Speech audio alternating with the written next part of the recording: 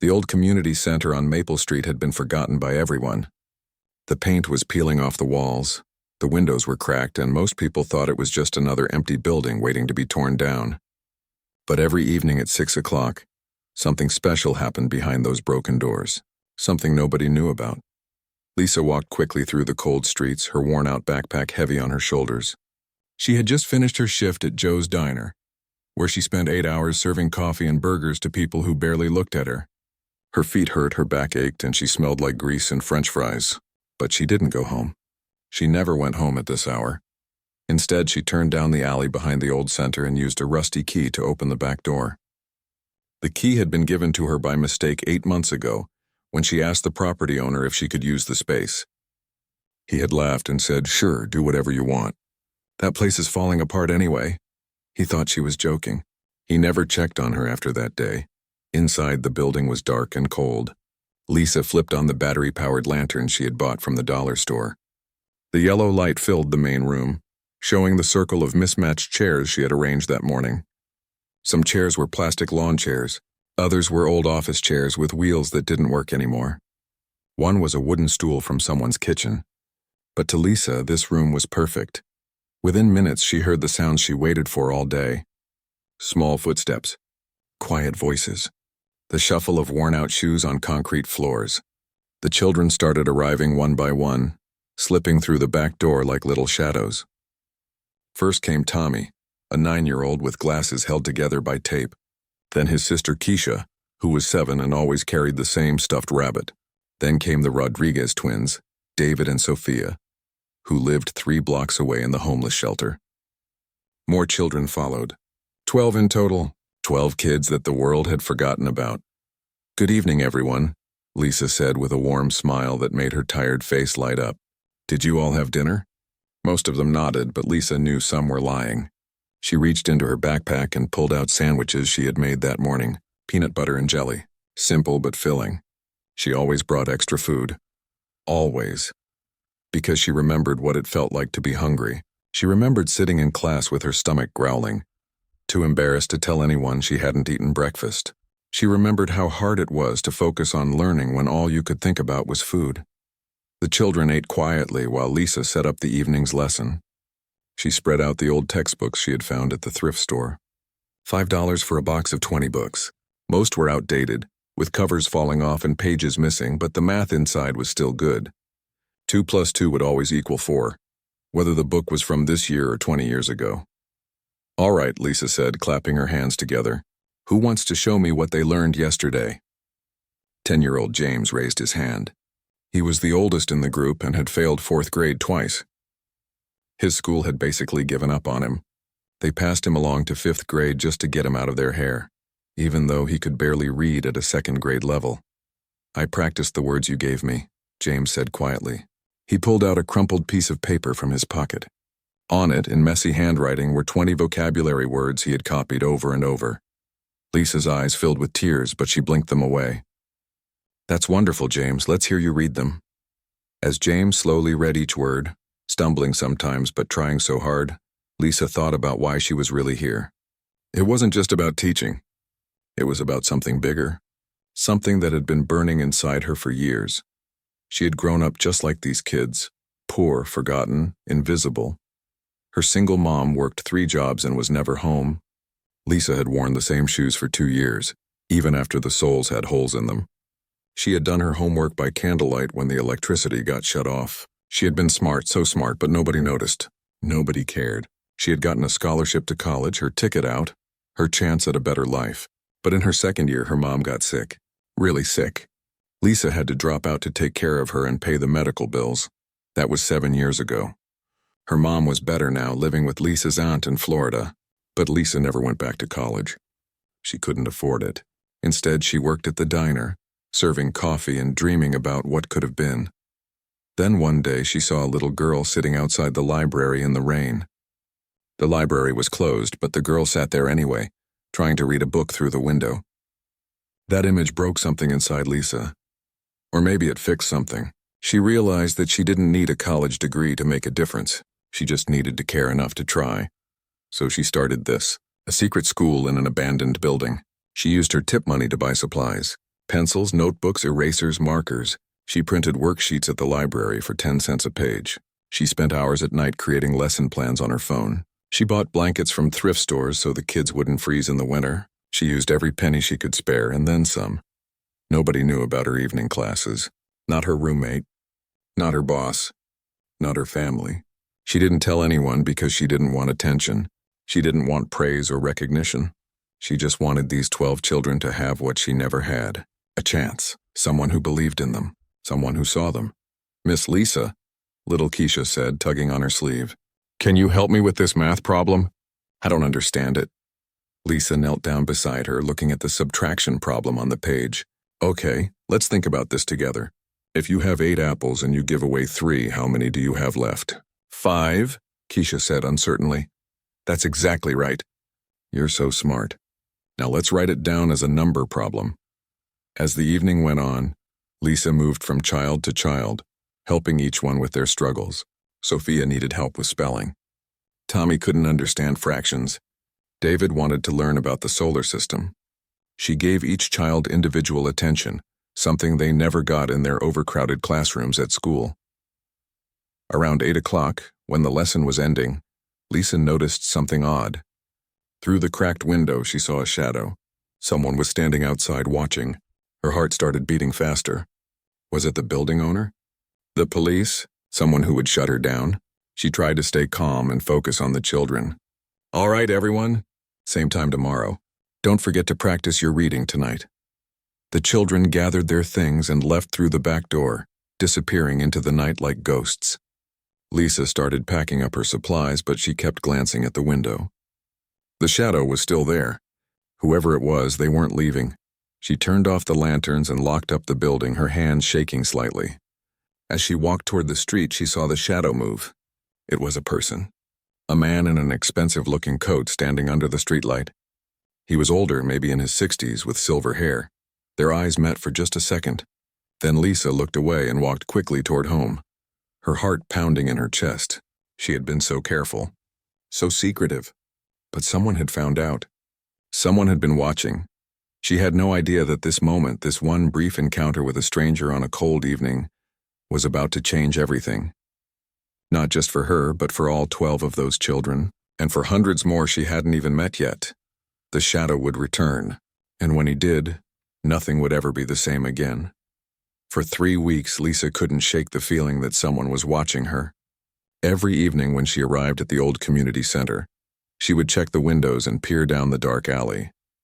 Sometimes she saw the shadow of that man in the expensive coat standing across the street. Sometimes she didn't see anyone at all, but she always felt eyes on her. She thought about stopping. Maybe it was too dangerous. Maybe she should find another place, another way to help the kids. But where would she go? This was the only space she had, and the children needed her. They were making progress. Real progress. Tommy had moved up 2 reading levels. Keisha was finally understanding multiplication. James had gotten a B on his last spelling test, the first B of his entire life. So Lisa kept going. Every single evening, 6 o'clock, no matter how scared she felt. It was a Thursday in March when everything changed. The evening started like any other.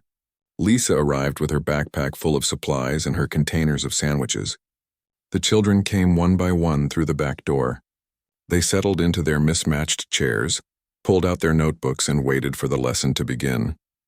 Lisa was helping James with long division.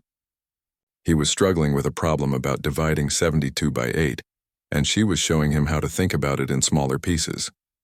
"If you have 72 cookies and 8 friends," she was saying, "how many cookies does each friend get?" That's when she heard it. Footsteps in the hallway outside. Heavy, confident footsteps that echoed in the empty building. Every muscle in Lisa's body tensed. The children heard it too. They stopped working and looked up with wide, frightened eyes. Lisa stood up slowly and moved toward the door, positioning herself between her students and whatever was coming. The door wasn't locked. She never locked it during lessons in case the kids needed to run out quickly. Now she wished she had. The doorknob turned and the old wooden door creaked open. The man from the street stood in the doorway. Up close, she could see him more clearly.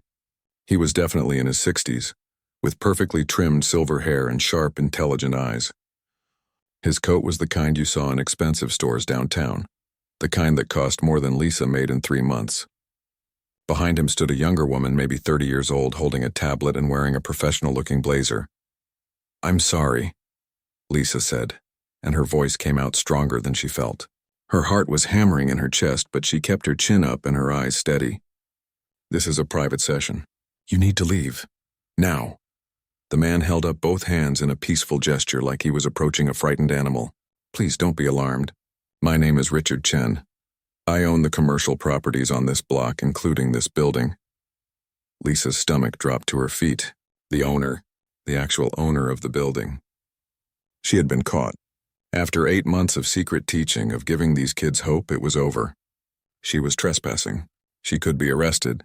Worse, she could be banned from ever seeing these children again. "I know I shouldn't be here," Lisa started to say, her voice shaking now. "But please, just let me explain. These kids, they need—" "I know what they need," Richard interrupted gently.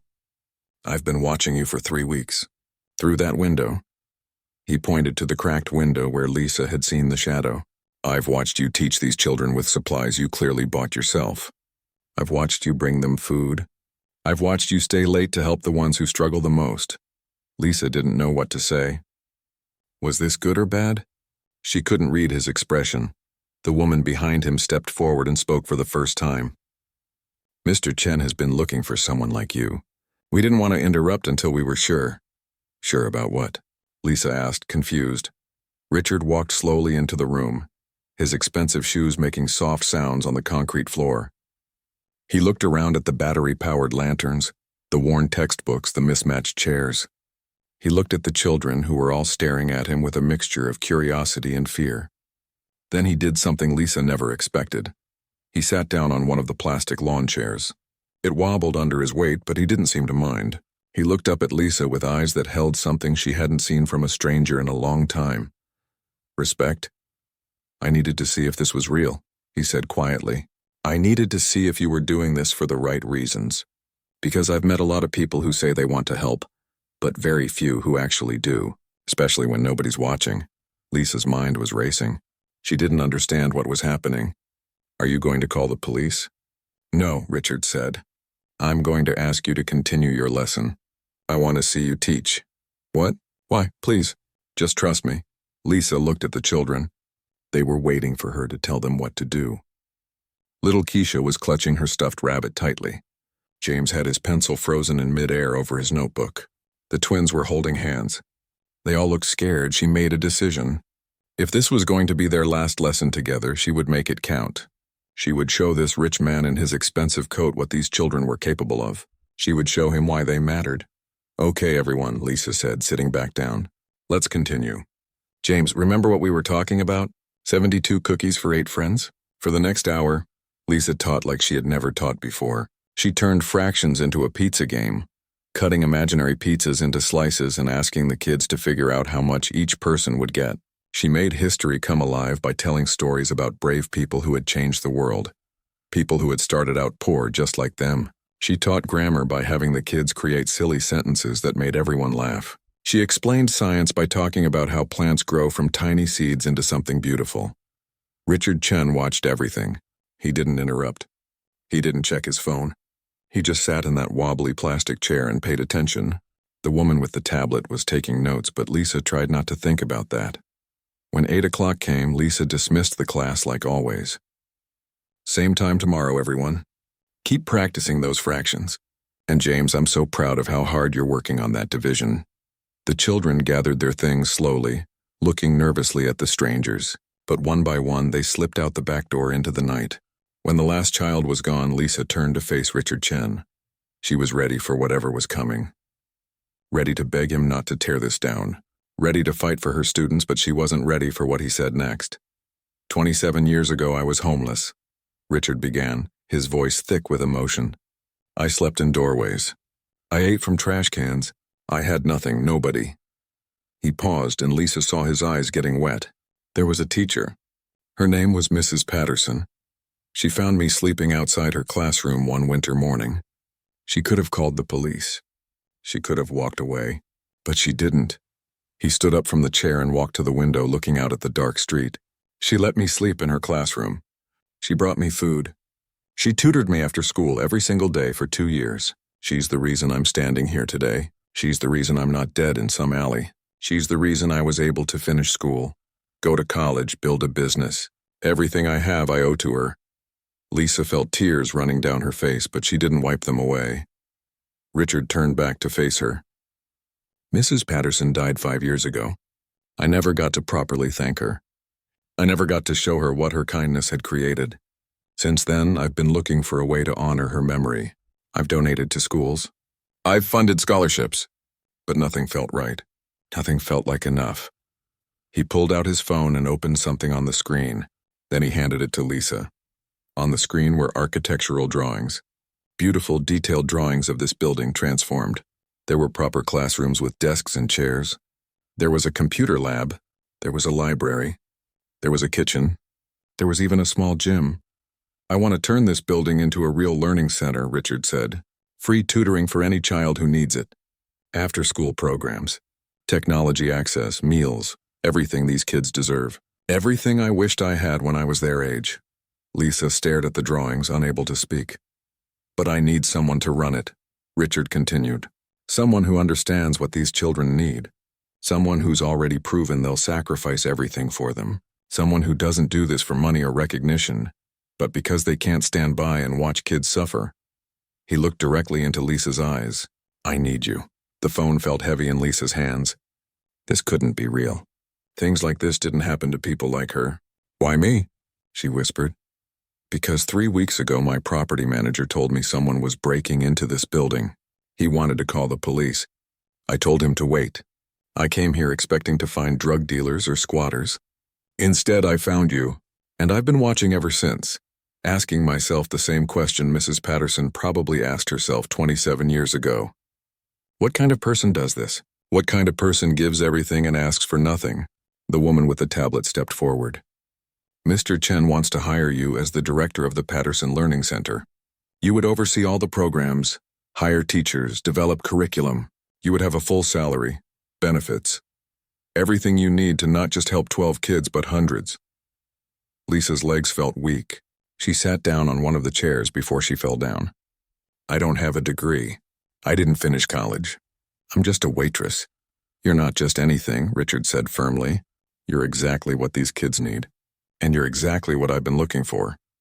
He sat down next to her, his expensive coat dragging on the dirty floor. I'm not saying it will be easy. I'm giving you 6 months to prove this can work. You'll need to hire staff, show results, get the community to trust us, build something real. Can you do that? Lisa looked around the room, at the battery-powered lanterns, at the worn textbooks, at the mismatched chairs where 12 children sat every night, believing in themselves because one person believed in them first. Could she do it? Could she turn this dream into something bigger? Something that could help not just 12 kids, but hundreds, maybe thousands? She looked at Richard Chen, this stranger who had been watching from the shadows, waiting for the right moment to step into the light. Yes, she said, I can do it. And somewhere in whatever place teachers go when they leave this world, Lisa liked to think that Mrs. Patterson was smiling. Lisa gave her notice at the diner the very next morning. Her boss, Joe, didn't understand. You're leaving to do what? He asked, wiping down the counter with a greasy rag. Run some kind of school? Lisa, you don't even have a teaching license. This sounds crazy. Maybe it was crazy, but it was the kind of crazy that felt right. The kind that made her heart beat faster with excitement instead of fear. For the first time in 7 years, since she had dropped out of college to take care of her mom, Lisa felt like she was exactly where she was supposed to be. Richard Chen wasn't kidding about the 6-month deadline. The very next week, construction crews showed up at the old community center. Lisa watched as they tore out the broken windows and replaced them with new ones that actually opened and closed. They fixed the roof that had been leaking for who knows how long. They installed real heating and air conditioning. They painted the walls bright, cheerful colors. Yellow for hope, blue for calm, green for growth.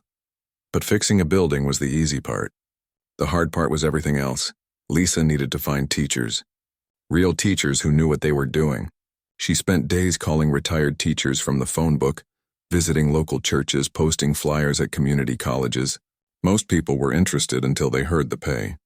Richard was offering fair salaries, but this was a brand new nonprofit. There was no guarantee it would last beyond 6 months. It was risky. "I'm sorry," one retired teacher told her over coffee. "It sounds wonderful, it really does. But I can't risk my retirement on a maybe." Lisa understood. She really did. But it still hurt every time someone said no. Then she met Helen. Helen was 72 years old and had taught elementary school for 40 years before retiring. Lisa found her volunteering at the public library, helping kids with their homework on Tuesday afternoons. "I don't need the money," Helen said when Lisa explained the opportunity. "My pension is fine, but I miss the kids. I miss teaching. And what you're describing, this sounds like the kind of teaching I always wanted to do. Small groups, individual attention, actually helping instead of just preparing kids for tests." Helen became Lisa's first hire. Then came 2 more retired teachers, both in their 60s, both bored with retirement and looking for purpose. Then a young woman named Patricia, who had just graduated from college with a teaching degree but couldn't find a job. "All the schools want experience," Patricia explained. "But how do I get experience if nobody will hire me?" Slowly, piece by piece, Lisa built a team. 4 teachers plus herself. It wasn't many, but it was a start. The next challenge was getting parents to trust them. Lisa spent weeks knocking on doors in the neighborhood, talking to families, explaining what they were trying to do. Many people were suspicious. Too many programs had come and gone, making big promises and delivering nothing. "You're going to be here for 6 months. Maybe a year, then disappear," one mother said, standing in her doorway with her arms crossed. "My son doesn't need another disappointment in his life." "I understand," Lisa said quietly. "But I've been teaching kids in that building for 8 months already. I was doing it when nobody knew, when nobody was paying me, when I had to use my own money for supplies. I'm not going anywhere." The woman's expression softened slightly. "You're the one who's been sneaking into the old center? I heard rumors about that. Thought it was made up." "It's not made up. Ask James Rodriguez. He's been coming to my classes almost since the beginning. Or ask the Wilson twins, or Tommy Chen." The woman studied Lisa's face for a long moment.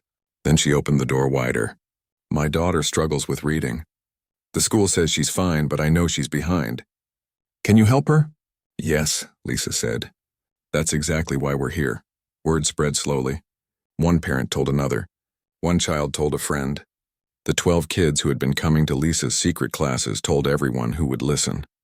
By the time the center was ready to open officially, they had 35 kids signed up, but Lisa knew 35 wasn't enough. Richard had invested hundreds of thousands of dollars into this building. He needed to see results. He needed to see that this could grow into something that helped hundreds of kids, not just dozens. The pressure was enormous. Lisa started having trouble sleeping. She would lie awake at night staring at the ceiling, running through everything that could go wrong. What if the kids didn't improve their grades? What if parents pulled them out? What if she couldn't find enough funding after the 6 months were up? What if she let Richard down? What if she let the kids down? She lost weight. Not because she was trying to, but because she forgot to eat. She was too busy. There were curriculum plans to write, supply orders to place, teacher schedules to organize, parent meetings to attend, and she was still teaching every single day, Helen noticed. One afternoon, about 3 months into the project, she found Lisa sitting alone in what had become the center's small office. Lisa was staring at a spreadsheet on the computer, tears running down her face. "What's wrong, dear?" Helen asked gently, sitting down beside her. "I don't know if I can do this," Lisa whispered. "Everyone is depending on me, and I don't know what I'm doing. I'm not a real teacher. I'm not a business person. I'm just someone who wanted to help some kids, and now it's turned into this huge thing, and I'm terrified I'm going to fail." Helen put her arm around Lisa's shoulders. "Let me tell you something. I've been teaching for over 40 years. I have a master's degree in education. I've won awards. I've trained other teachers. And you know what? In 3 months, you've created something more special than anything I did in 40 years. That's not true," Lisa said, wiping her eyes. "It is true. Do you know why? Because you're not doing this for a paycheck or a pension or recognition. You're doing this because you genuinely love these kids, and they know it. They feel it. That's something you can't teach in any college class." Lisa wanted to believe her, but the fear was still there, sitting heavy in her chest. The breakthrough came in the 4th month. James, The boy who had failed fourth grade twice, the one Lisa had been working with since the very beginning, took a standardized reading test at his regular school. When the results came back, his teacher called Lisa personally. "I don't know what you're doing with James," the teacher said, and Lisa could hear the amazement in her voice. But he just scored at grade level for the first time in his life. His reading has improved by 3 grade levels in 4 months. That's impossible. Except it's not impossible because he did it. Lisa sat down heavily in her chair, the phone pressed to her ear. "Are you sure? There's no mistake?" "No mistake.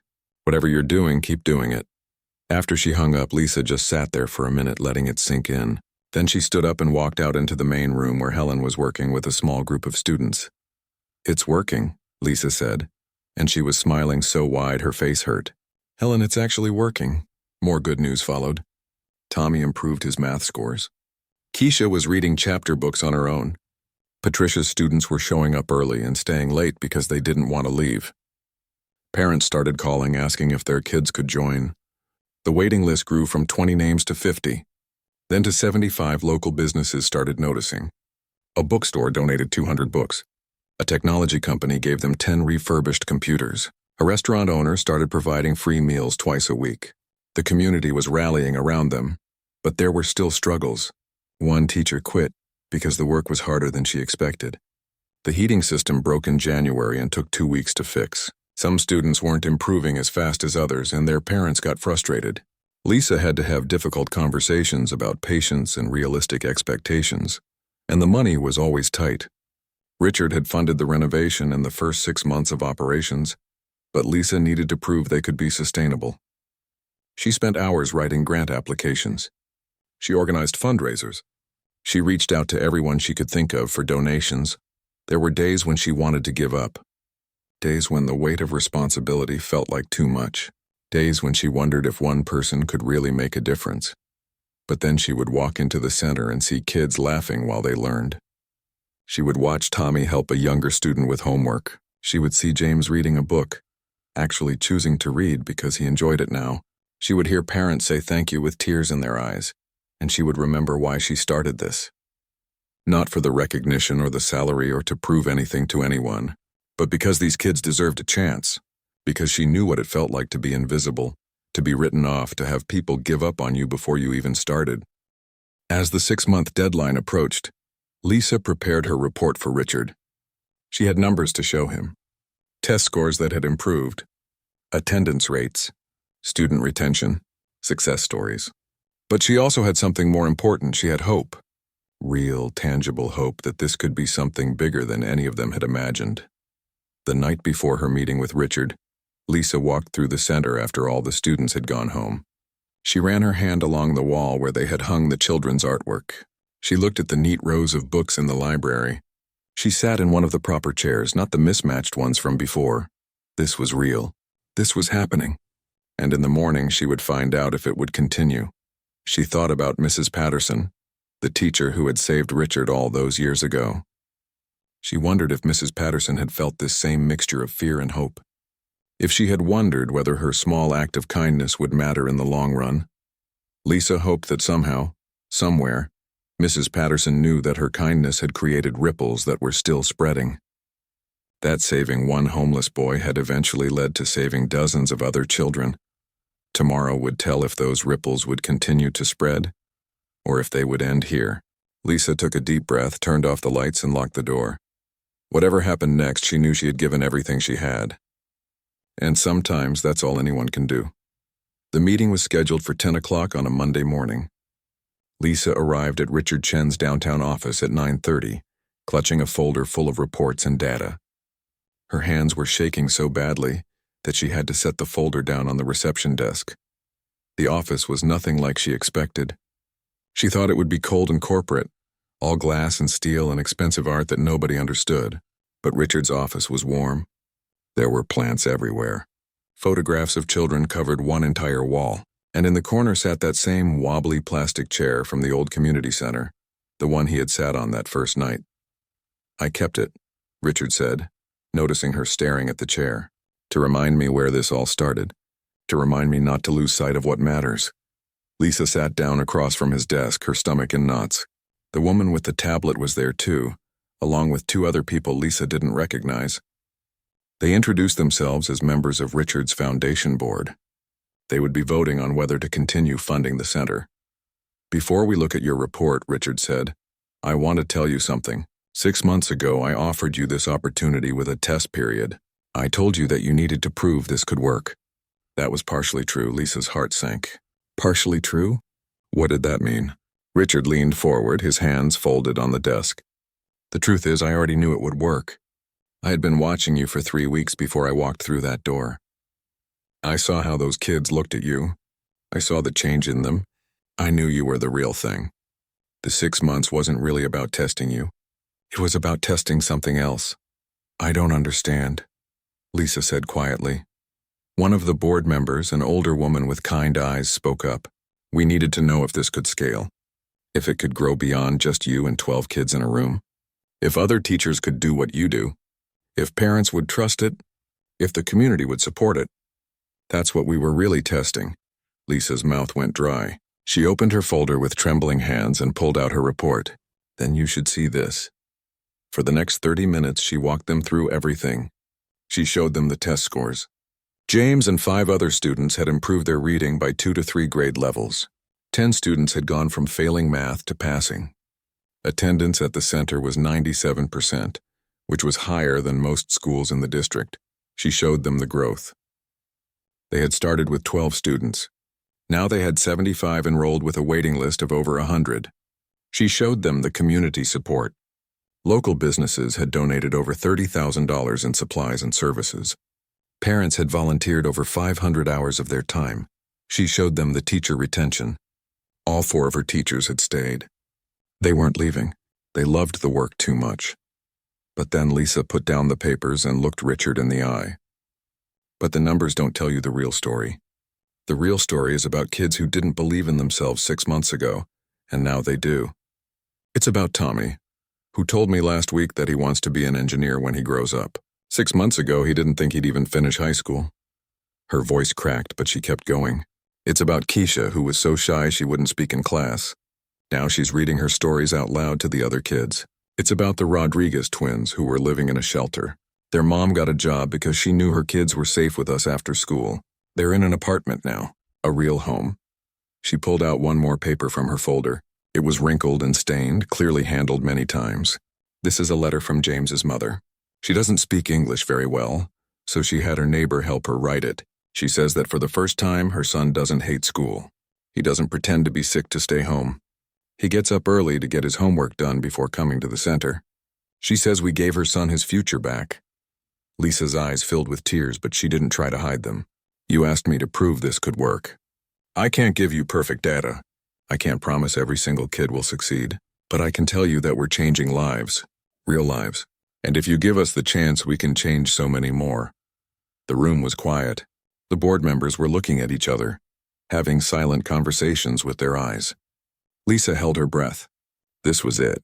Everything came down to this moment. Richard stood up and walked over to the window. He looked out at the city below, at the thousands of buildings and millions of people. When he finally spoke, his voice was thick with emotion. "When Mrs. Patterson helped me, she didn't have a 6-month trial period. She didn't have data or reports or measurable outcomes. She just saw a kid who needed help and she helped him. No conditions.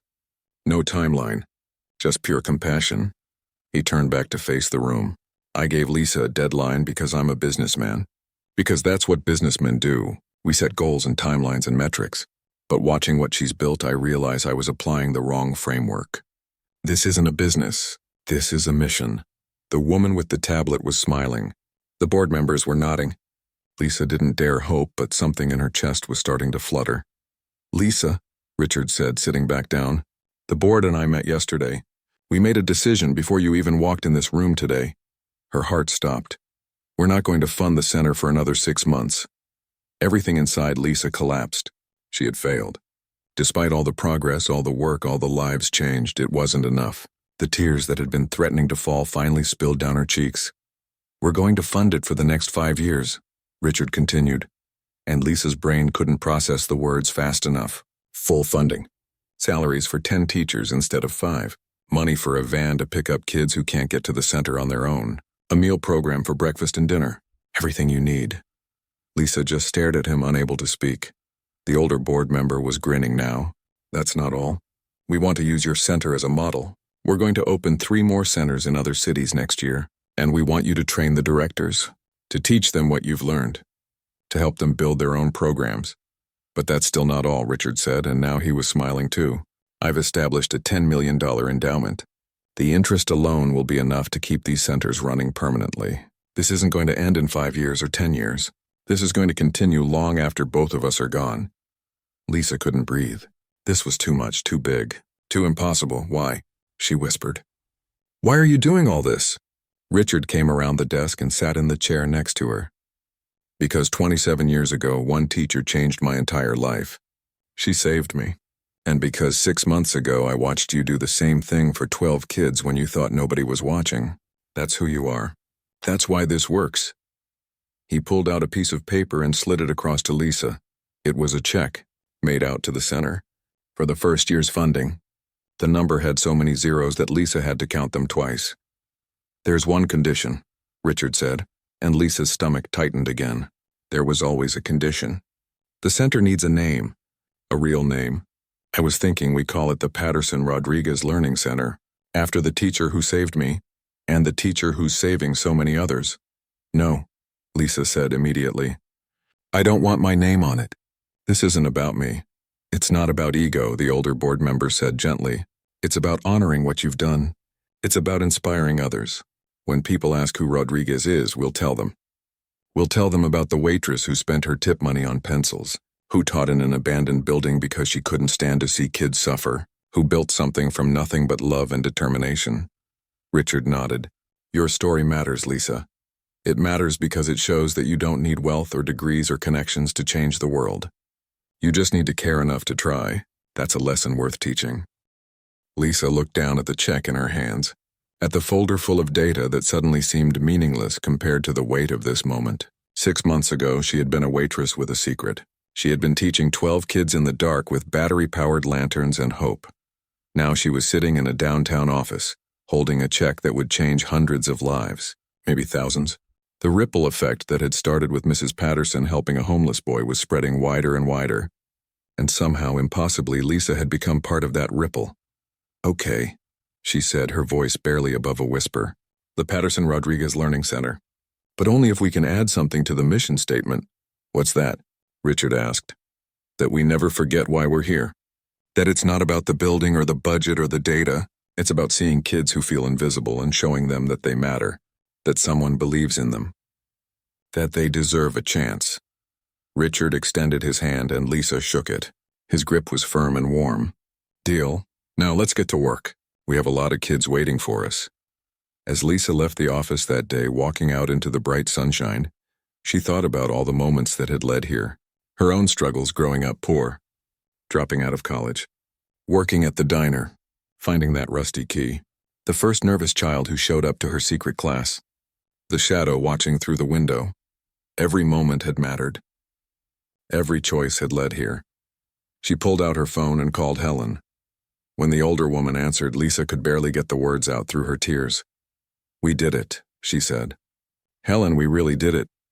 No, dear, Helen said, and Lisa could hear the smile in her voice. You did it. You just showed the rest of us how. But Lisa knew better. It wasn't just her. It was Mrs. Patterson, who had planted a seed 27 years ago. It was Richard, who had watered that seed with resources and faith.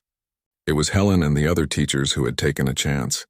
It was the parents who had trusted them. It was the kids who had believed. It was all of them together, proving that kindness multiplies. That one person helping another can start a chain reaction that never ends, and it was just beginning. 6 months after that meeting in Richard's office, Lisa stood in front of a brand new building across town. It wasn't the old community center on Maple Street. This was the second Patterson Rodriguez Learning Center, and it was opening its doors for the first time. The original center had become too small.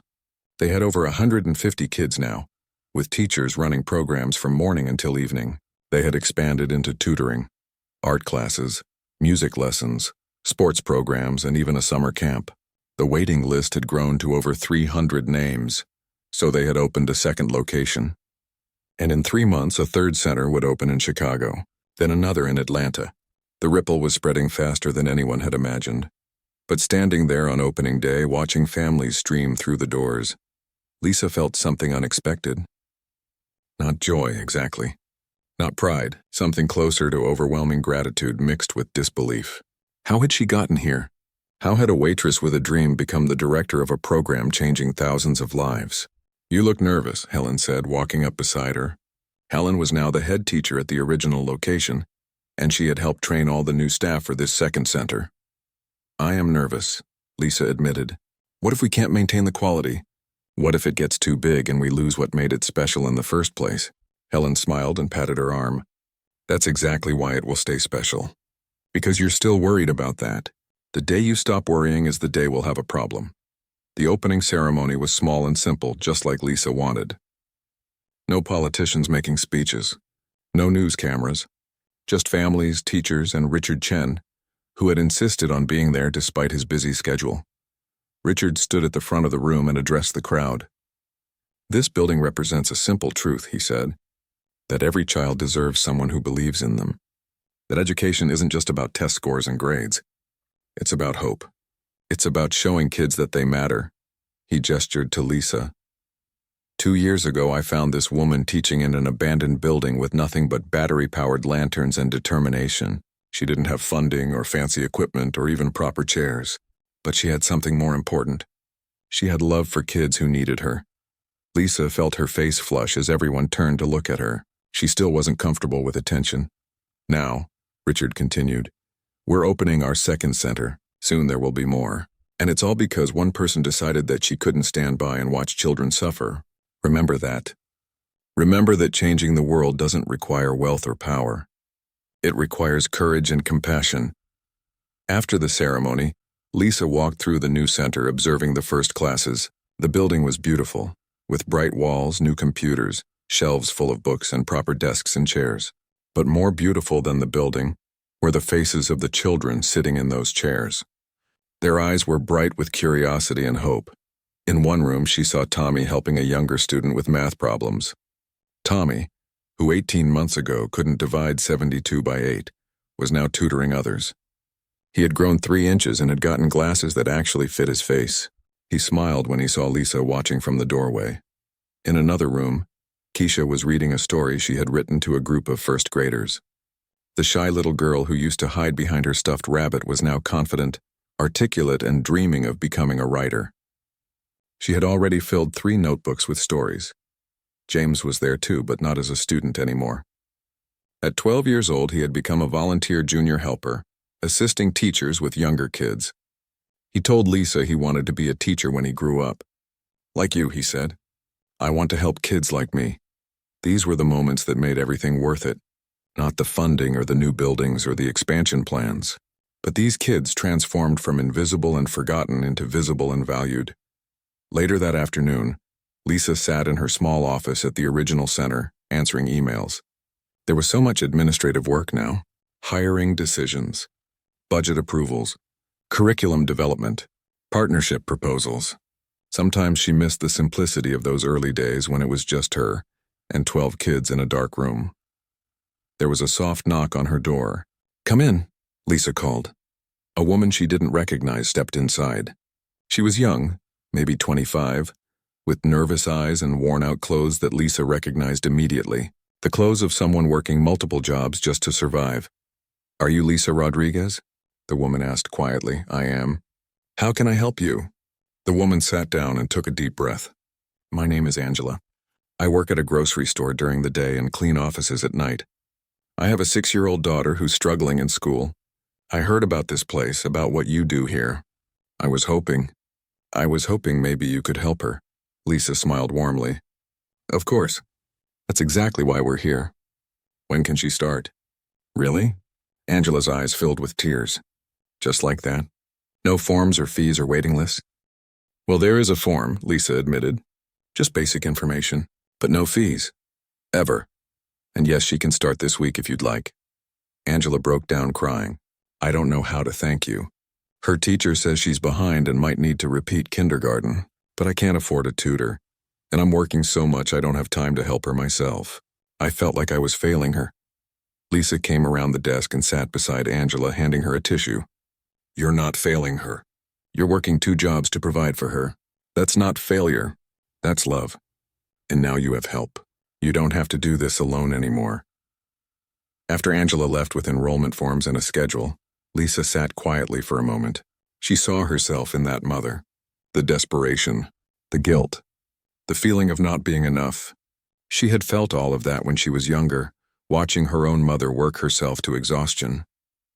That evening, after all the students had gone home, Lisa walked through the empty center one more time. She stopped in front of a wall where they had hung a large photograph. It showed Mrs. Patterson, Richard's teacher from 27 years ago. They had found an old yearbook photo and enlarged it. Underneath were the words, "One person can change everything." Next to it was another photo, one that Lisa hadn't known about until the day they hung it. It was a picture someone had taken through the window of the old abandoned building, back when Lisa was teaching in secret. You could see her in the dim light of the battery-powered lantern, surrounded by children, pointing at something on a chalkboard she had bought at a yard sale. Underneath that photo were the words, "And then they do." Lisa stared at those 2 photos for a long time. The connection between past and present. The way one act of kindness could echo through decades. Mrs. Patterson had saved Richard. Richard had found Lisa. Lisa had helped 12 kids. Those 12 kids were now helping others. And it would continue, spreading outward like ripples on a pond, touching lives that none of them would ever know about. Her phone buzzed. A text from Richard. Saw the enrollment numbers for the new center. 80 kids signed up on the first day. This is incredible. Lisa smiled and typed back, "It's just the beginning," and it was. In the months that followed, the 3rd center opened in Chicago with 120 students.